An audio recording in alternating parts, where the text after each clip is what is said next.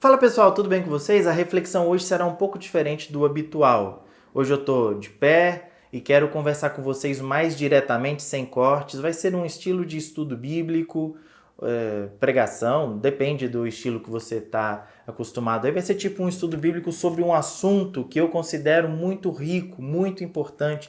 E se você gostar desse tipo de vídeo, de instrução, de estudo bíblico, deixa aqui nos comentários que vai ter mais vídeos assim, beleza? Então vamos para o nosso vídeo, sem demora, sem delongas. Não esqueça de se inscrever, de curtir para você participar de tudo que for acontecer aqui no canal. Grande abraço e vamos para o conteúdo. Eu quero ler um texto muito conhecido de todos vocês, a tentação de Jesus em Mateus 4. Mateus 4, de 1 a 11, eu estou lendo na NVI e o texto diz assim: Então Jesus foi levado pelo Espírito ao deserto para ser tentado pelo diabo. Aqui já cabe uma observação, né? O próprio Espírito Santo levando Jesus para um momento de privação, de tentação, de teste, de angústia. Às vezes, o Espírito Santo acaba nos levando a lugares, a situações, a circunstâncias que nós nem esperávamos ou desejávamos. Mas a providência de Deus faz isso. Às vezes, Deus permite que nós passemos por alguns desertos. E não apenas permite, mas nos conduz nesses desertos. A parte boa disso é de saber que, mesmo no deserto, quem nos conduziu, quem está conosco, é o próprio Deus, é o próprio Espírito Santo. E aqui o Espírito Santo levando Jesus ao deserto. O versículo 2 diz: Depois de jejuar 40 dias e 40 noites, teve fome. Depois de ficar 40 dias e 40 noites sem comer, Jesus teve fome. Mateus deixa isso muito claro, porque o jejum prescrito para os judeus era durante o dia, era até o sol se pôr. A pessoa ficava sem comer até o sol se pôr. Às noites estava liberado, a pessoa podia comer, podia se alimentar normalmente. O jejum de Jesus foi 40 dias e 40 noites, quer dizer, ele ficou muito tempo sem comer. E os 40 que aparecem aqui estão aqui justamente para mostrar que esse período foi um período longo e foi um período custoso, doloroso. Um período onde Jesus padeceu, porque quando o número 40 geralmente aparece na Bíblia, ele traz consigo essa coisa da tribulação, da dificuldade, do teste, ou pelo menos de uma transição. Por exemplo, os dias que choveram antes do grande dilúvio, ou que causaram o grande dilúvio, 40 dias e 40 noites. 40 dias chovendo direto para que o dilúvio acontecesse. Depois o povo de Israel peregrinou no deserto por 40 anos. Mais uma vez o número 40 associado a um período de prova, a um período difícil, a um período transicional, mas uma transição difícil, saindo do Egito e indo para Canaã durante muito tempo, padecendo no deserto por muito tempo. E aqui, mais uma vez, a gente vê o número 40 aparecendo, fora os 40 dias também que Moisés ficou diante de Deus no monte. Então, 40 é um período, sugere um período de aflição, um período difícil. Aqui, Jesus, 40 dias e 40 noites no deserto. Talvez você esteja se sentindo agora num período de 40. Não num período de 40 anos ou algo assim, não estou falando de idade, eu estou falando desse número simbólico, esse número que sugere tribulação, dificuldade, angústia. Talvez você esteja vivendo, nesse momento, um 40 na sua vida. Quem sabe essa semana mesmo uma notícia, um diagnóstico, uma situação, uma questão veio até você e você sentiu que você entrou num deserto, entrou num período de 40, entrou num período de aflição, você começou a atravessar o deserto e isso vai angustiando o seu coração. O bom é saber que é um período, isso pode passar. Deus pode providenciar o escape, mas o deserto é duro. Marcos, por exemplo, quando fala dessa provação de Jesus, diz que além da questão do deserto, que por si só já é um problema, o deserto era habitado por animais perigosos. Jesus ficou 40 dias e 40 noites em um lugar muito ruim. E o que nós vemos aqui é que nesse lugar, nesse período de 40, nesse lugar, o tentador se aproximou. Já estava ruim, né? Piorou ainda, versículo 3. O tentador aproximou-se dele e disse: Se és filho de Deus, manda que estas pedras se transformem em pães. Jesus respondeu: Está escrito: Nem só de pão viverá o homem, mas de toda palavra que procede da boca de Deus. Então o diabo o levou à cidade santa, colocou-o na parte mais alta do templo e lhe disse: Se és filho de Deus, joga-te daqui para baixo, pois está escrito: Ele dará ordem aos seus anjos a seu respeito, e com as mãos eles o segurarão para que você não tropece em alguma pedra. Jesus lhe respondeu: Também está escrito: Não ponha à prova o Senhor, o seu Deus. Depois o diabo o levou a um monte muito alto e mostrou-lhe todos os reinos do mundo e o seu resplendor. E lhe disse: Tudo isso te darei se te prostrares e me adorares. Jesus lhe disse: Retire-se, Satanás, pois está escrito: Adore o Senhor, o seu Deus, e só a ele preste culto. Então o diabo o deixou e os anjos vieram e o serviram. Essa é uma passagem muito conhecida, com certeza você já leu sobre ela ou já leu ela ou ouviu sobre ela. O interessante é que, mesmo sendo uma passagem tão conhecida, ela talvez contenha alguns segredos, algumas coisas que estão ocultas aqui que um leitor médio não percebe de cara, ou talvez numa primeira leitura.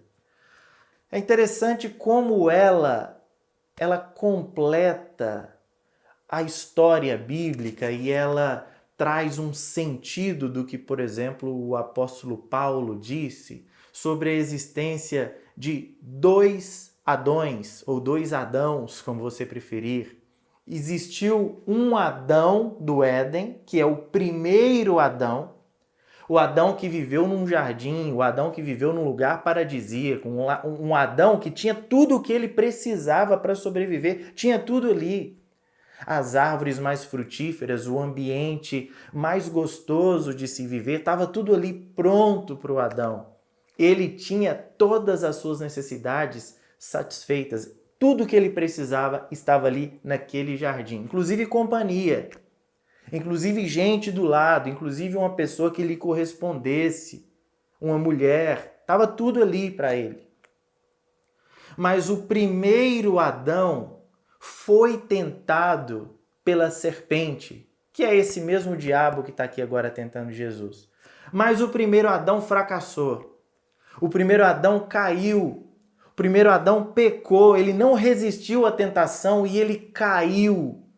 Mesmo estando no melhor lugar do mundo, o primeiro Adão fracassou, falhou, pecou.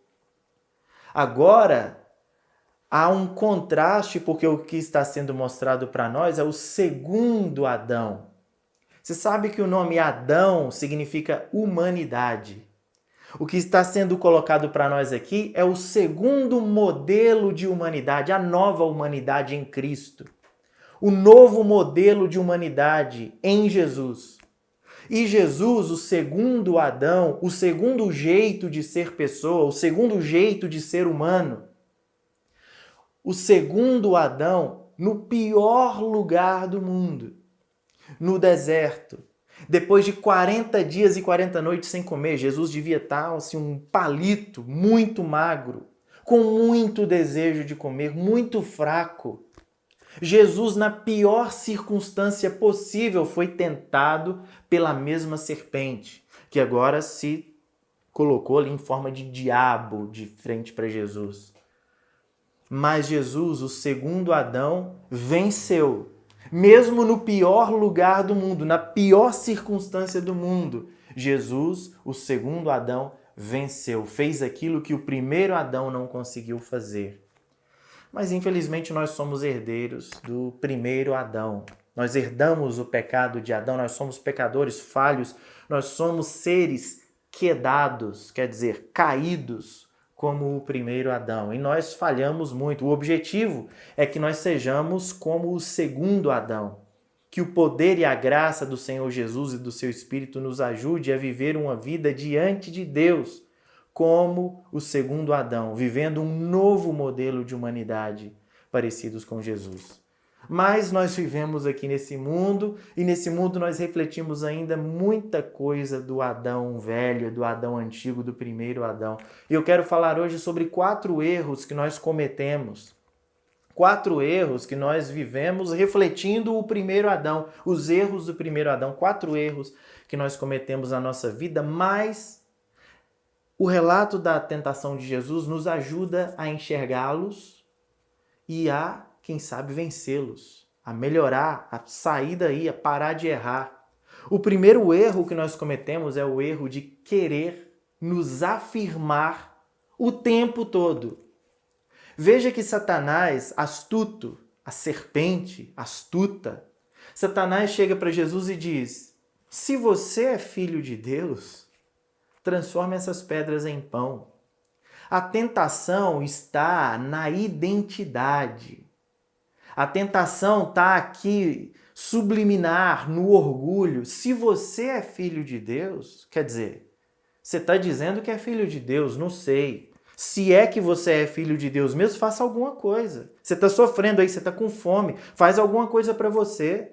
Nem parece que você é filho de Deus e passando pelo que você está passando aí, hein? Isso aí é palavra do diabo. Filho de Deus igual você? Se é que você é filho de Deus mesmo, transforma essa pedra em pão, ué. Come, resolve o seu problema logo, vai ficar sofrendo aí para quê? E Jesus não cai nessa artimanha do diabo. Jesus não tenta se provar, se validar e mostrar, quer ver então que eu sou filho de Deus? Se você está duvidando, eu vou mostrar. Pedras, transformem-se em pão. Jesus não faz isso. Jesus não cai na lábia do diabo, como talvez eu cairia. Eu acho que eu cairia. O diabo vir para mim e tentar mexer com o meu orgulho. Ah, Vinícius, mas você não é filho de Deus mesmo? Então faz alguma coisa. Transforma logo, você está sofrendo tanto aí, ó. Você não tem poder? Você não diz que é filho de Deus? Filho de Deus tem poder para fazer isso aí. Talvez também você não seja filho de Deus, porque você não está fazendo nada. Nós caímos nessa tentação de querer mostrar para as pessoas quem é que nós somos, mostrar para o diabo quem é que nós somos, mostrar no Instagram quem é que nós parecemos ser, que às vezes nós nem somos. Mas a gente fica querendo o tempo todo se reafirmar, fazer coisas para que as pessoas digam, nossa, realmente você é mesmo, hein? Você é ponta firme mesmo, você é firmeza mesmo. Realmente você é filho de Deus. A gente fica querendo performar, querendo mostrar para as pessoas, comprovar, validar a nossa filiação com Deus. E o pior é que, às vezes, o ambiente onde nós estamos, o ambiente cristão, o ambiente de igreja onde nós estamos, piora essa situação, porque nos cobra, coloca em nós um peso. Se nós somos filhos de Deus, nós temos que ser os melhores pais. Se nós somos filhos de Deus, os nossos filhos têm que ser os mais obedientes, os mais bonitinhos, os mais quietinhos. Se nós somos filhos de Deus, o nosso casamento tem que ser o melhor casamento, tem que ser tudo mar de rosas, a gente tem que estar em lua de mel eterna, tem que ser tudo bom o tempo todo, porque nós somos os filhos de Deus, então nós temos que provar que somos filhos de Deus, mostrando que está tudo bem na nossa vida o tempo todo.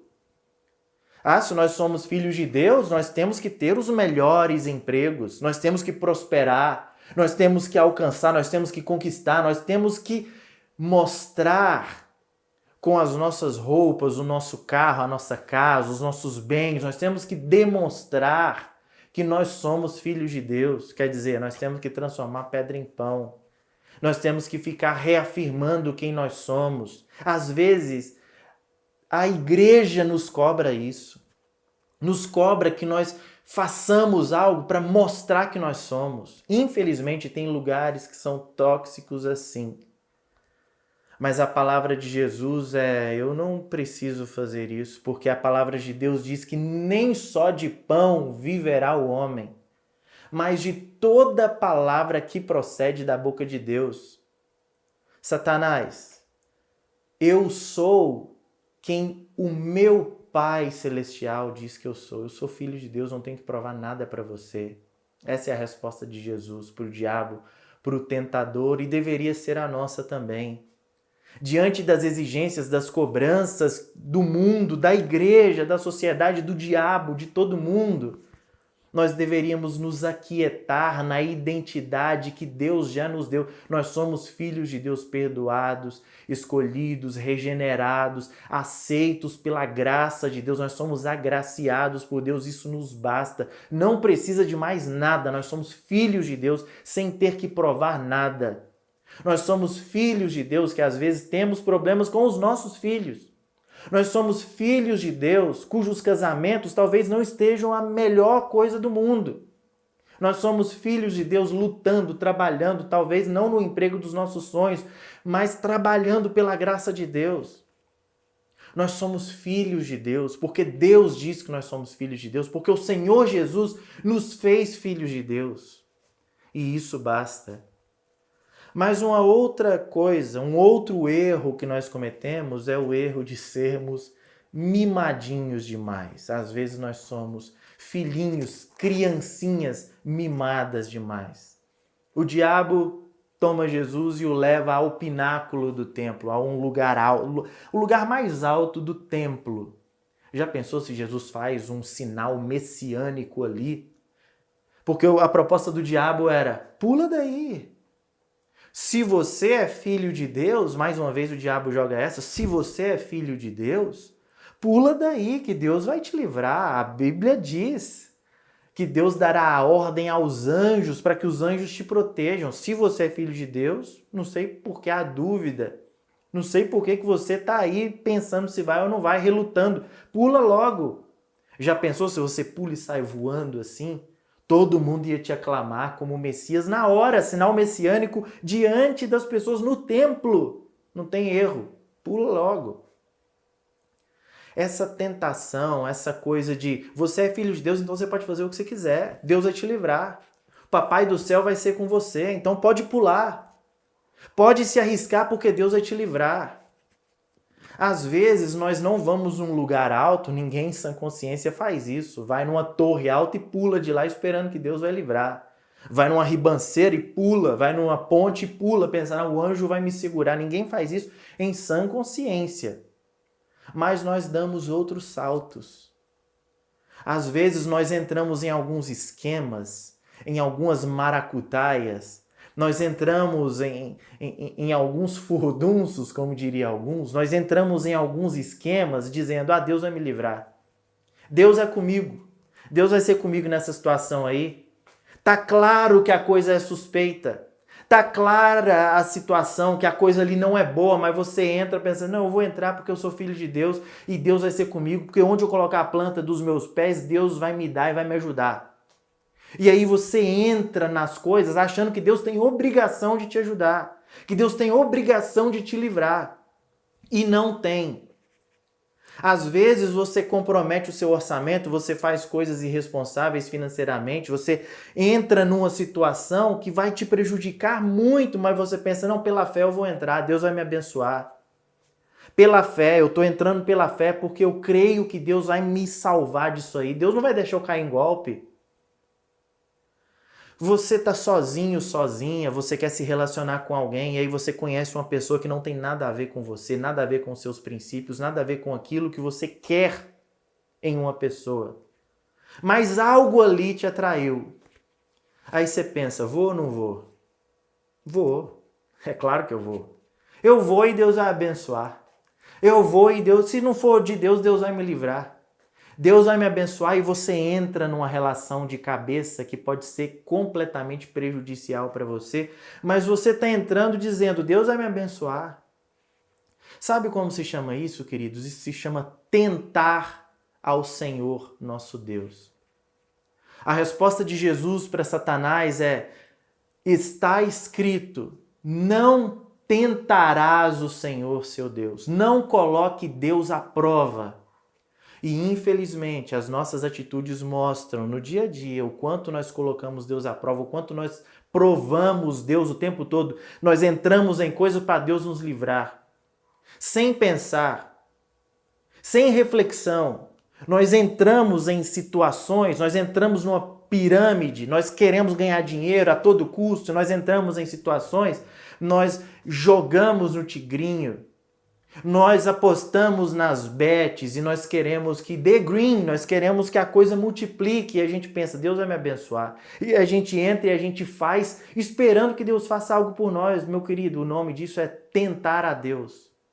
O nome disso é colocar Deus à prova. Deus não te pediu para fazer isso. Deus te deu lucidez para você analisar as circunstâncias, as situações e pensar, peraí, gente, peraí, isso aqui é um salto. Se eu pular daqui, eu vou me esborrachar lá embaixo, eu vou me prejudicar, eu não vou fazer isso. Nós precisamos confiar em Deus. E infelizmente, mais uma vez aqui, tem alguns ambientes religiosos que fomentam esse tipo de prática, que vão dizer para você, coloque Deus à prova, dê aqui a sua quantia, dê o seu dinheiro, faça prova com Deus e Deus vai te abençoar. Meu irmão, não coloque Deus à prova, palavras de Jesus. Não escute o que esses pastores, pastoras, apóstolos estão dizendo, palavras de Jesus. Não coloque Deus à prova, não tentarás o Senhor, seu Deus. Sabe o que Deus quer de mim, de você? Que você confie nele, que eu confie nele. Nossa relação com Deus é de confiança, não é de salto, não é de colocar à prova. É de confiar. Confie que Deus guia a sua vida. Nós precisamos aguardar em Deus, esperar em Deus, confiar em Deus e não ficar colocando Deus à prova, agindo por impulso como se fôssemos crianças mimadas. Eu vou pular e pronto, acabou. Tô com vontade, vou fazer, pronto, acabou. Deus se vire para me ajudar. Nós precisamos deixar de ser essas crianças mimadinhas, cheias de querer e de vontade, Deus tem que ficar correndo atrás para livrar. Vamos confiar em Deus, aguardar a provisão de Deus. Agora, um outro erro que nós cometemos também é o erro de querermos as bênçãos. Queremos o reino, nós queremos o reino, claro que queremos as glórias dos reinos do mundo, nós queremos. Nós queremos as riquezas, a fama, o prestígio, o reconhecimento, nós ansiamos por isso. Mas não queremos Deus. Nós queremos os reinos do mundo à parte de Deus. Deus, o Senhor, assim, o Senhor é mais um viabilizador, né? O Senhor é mais aquele que provê aquilo que eu quero. Porque o que eu quero mesmo é um carro novo. O que eu quero mesmo é uma namorada. O que eu quero mesmo é prosperar. O que eu quero mesmo é ser feliz na vida. O Senhor é aquele que pode fazer isso acontecer. Um gênio da lâmpada que eu esfrego aqui e tomara que aconteça. Sabe quem pode nos dar isso? Sabe quem é a pessoa, o ser que pode nos dar o que nós queremos sem Deus? Ele atende pelo nome de capeta, demônio, diabo, tentador. Porque o diabo traz Jesus e o leva a uma montanha alta e diz: veja os reinos do mundo e a glória deles. Eu vou te dar tudo isso se você se prostrar diante de mim e me adorar. Tudo isso é seu se você se prostrar e me adorar. Quem oferece bênção em troca de culto se chama Satanás. Se você já ouviu algo do tipo, faça isso, que você vai receber tudo o que você quer. O que você está querendo? Você está querendo crescer?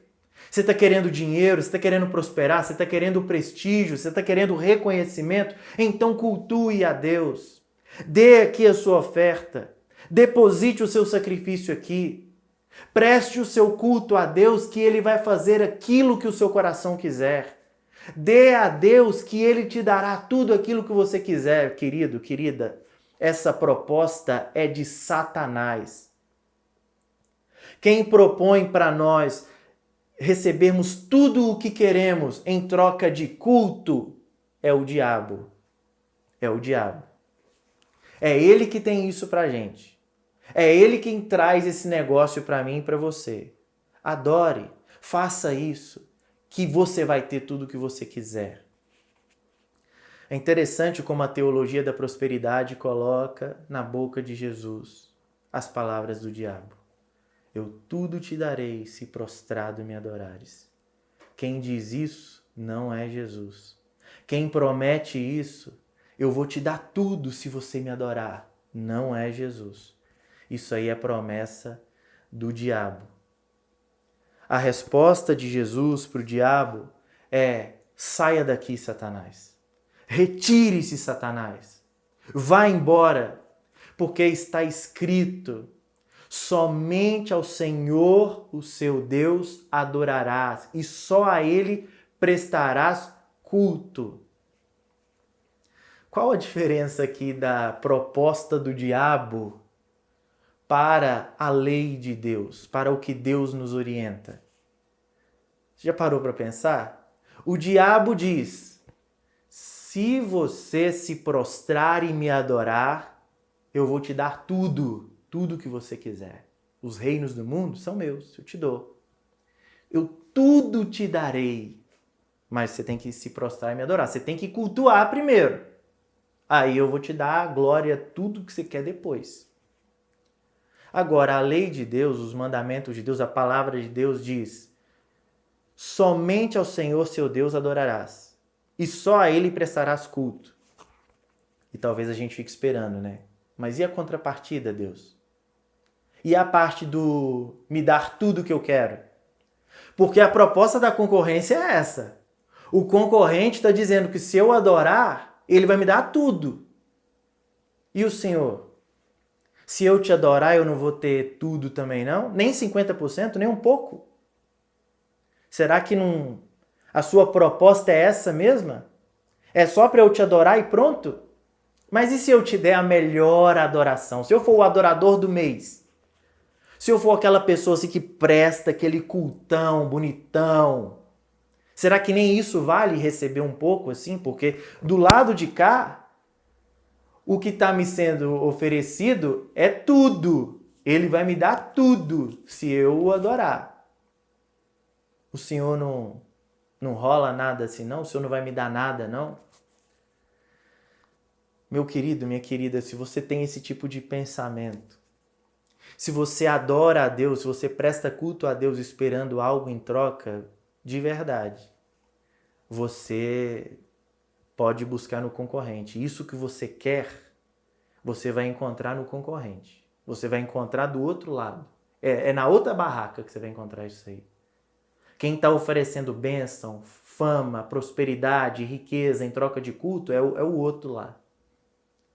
O que Deus nos pede é culto e adoração. Ah, mas o que a gente vai ganhar em troca?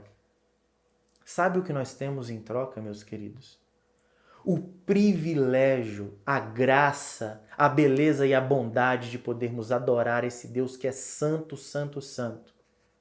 Nós não somos dignos de mencionar o seu nome, mas Ele permite e nos agracia de tal modo que nós podemos adorá-lo. Nós, pessoas imperfeitas, podemos erguer as nossas mãos e cantar a Ele.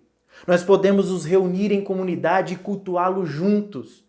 Nós podemos viver a vida sabendo que Ele, o Espírito Santo desse Deus, está presente dentro de nós, habitando dentro do nosso coração. Se isso não é bênção, se isso não é privilégio suficiente para você, então você pode realmente procurar com o diabo, porque é ele que tem o que você quer. É Ele que te oferece as bênçãos e os reinos desse mundo em troca de rituais, de sacrifícios, de culto.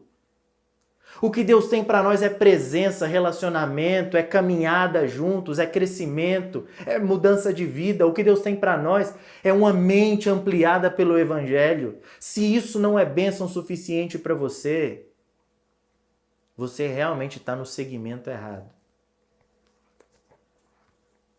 Nós precisamos prestar culto a Deus, e isso de todo o nosso coração, porque nós o amamos. Nós não adoramos a Deus porque vai que Ele me abençoa. Nós não adoramos a Deus porque Ele tem poder para nos abençoar de volta. Nós o adoramos porque nós o amamos, porque Ele é belo. Porque diante de quem Ele é, sabendo quem Ele é, não existe outra atitude, outra postura, senão adorá-lo na beleza da sua santidade. Mas em último lugar, o último erro que nós cometemos é o de negligenciar o tentador, o diabo, o sete pele, o sete capa, o cramunhão. Às vezes nós negligenciamos que existe uma realidade espiritual e que existe uma figura maligna tentando contra nós. Não estou falando aqui de uma maldade existente do mundo, não.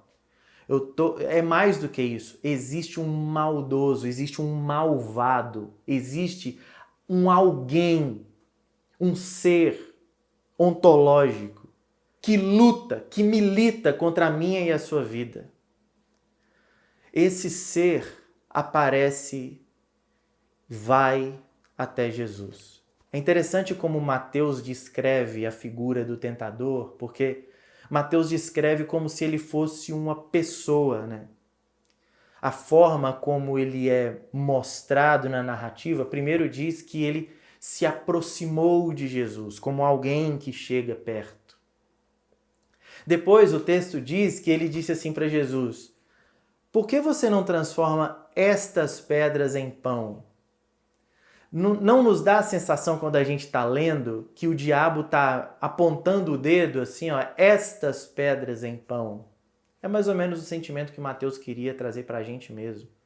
Aquela sensação de que tem uma pessoa ali que ele está apontando, que ele está tentando, que ele está aprontando ali com Jesus. E o texto continua dizendo que ele toma Jesus, que ele pega Jesus e o leva ao pináculo do templo, o leva a uma montanha alta. Quer dizer, é como alguém que segura na mão de Jesus e o conduz e o leva para algum lugar. Além de que a teologia rabínica dizia que quando um espírito se manifestava, isso acontecia em forma humana. Quer dizer, ele se mostrava como um ser humano.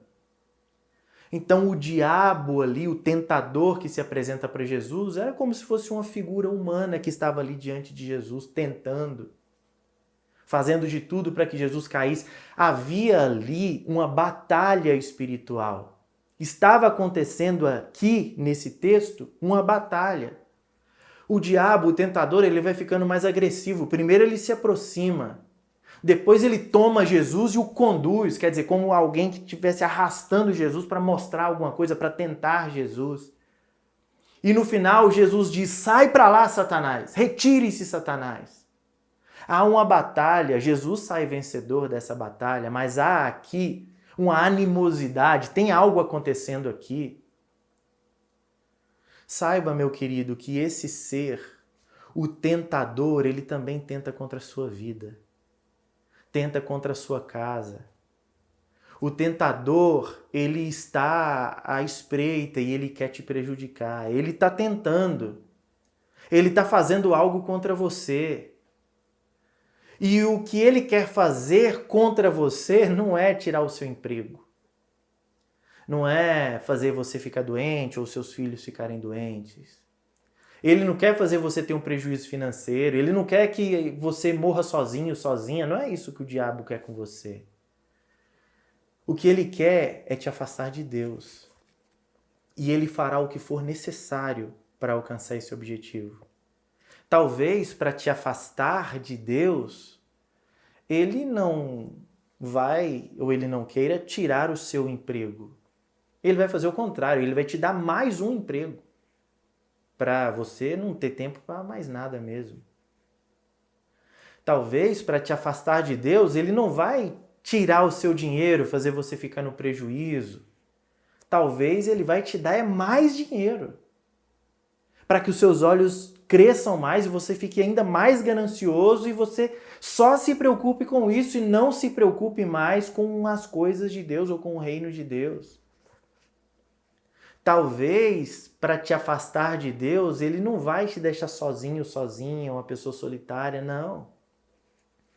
Ele vai se valer da sua pressa.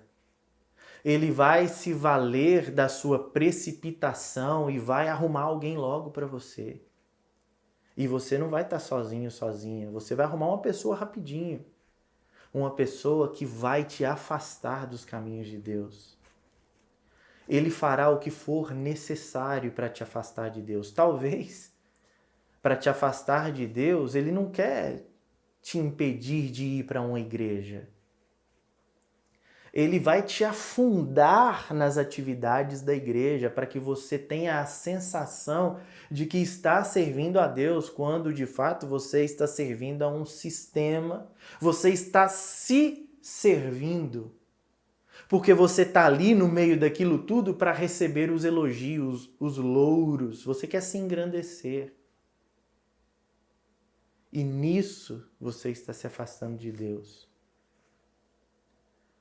O diabo vai te tentar. Talvez você esteja aí no período dos 40, no período da tentação, da provação, da dificuldade. O diabo está em cima, te tentando, está ali, te cutucando.